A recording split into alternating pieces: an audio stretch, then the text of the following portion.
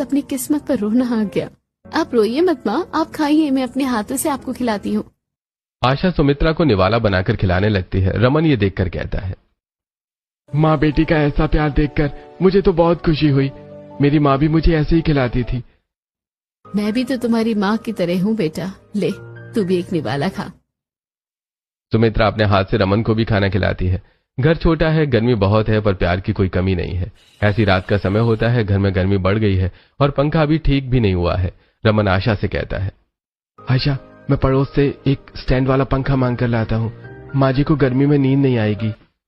हाँ जल्दी चाहिए, माँ को तकलीफ नहीं होनी चाहिए। रमन जाता है और पड़ोस से पंखा मांग कर लाता है और उसे कमरे में लगा देता है और कहता है, माँ जी, आप यहाँ बिस्तर पर सो जाइए, इस पंखे को हवा लगेगी।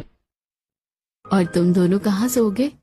माँ, हम दोनों बाहर हॉल में सो जाएंगे, हमें तो रोज की आदत है, आप आराम से सो जाइए। सुमित्रा बिस्तर पर लेट जाती है और वो दोनों बाहर चले जाते हैं, पर सुमित्रा को नींद नहीं आ रही है। वो मन ही मन सोचती है, मेरी ये बेटी और दामाद मुझे कितना प्यार करते हैं, अपनी सुख सुविधा छोड़कर मेरा ध्यान रख रहे हैं।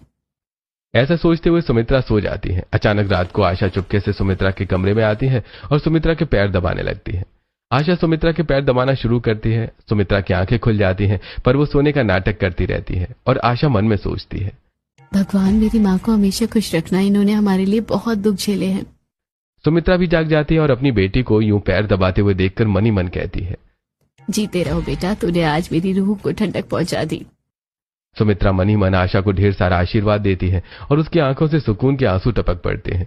अगली सुबह की पहली किरण के साथ आशा पूरे घर की सफाई में जुट जाती है। सुमित्रा सोकर उठती है तो देखती है कि आशा ने चाय और नाश्ता तैयार रखा है।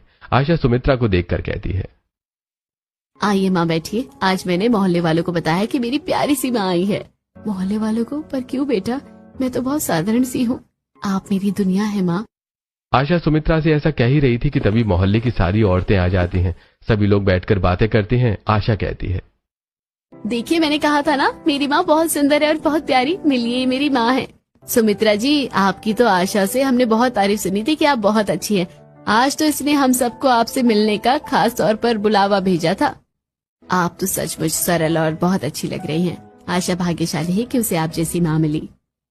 सब लोग सुमित्रा से बड़े आदर से बात करते हैं। सुमित्रा को बहुत ही गर्व महसूस होता है। वो मन में सोचती है, मेरी इस गरीब बेटी ने मुझे पूरे मोहल्ले में गौरव दिलाया और मेरी उस अमीर बेटी ने तो अपनी सहेलियों के सामने मुझे माँ कहने तक से मना कर दिया था।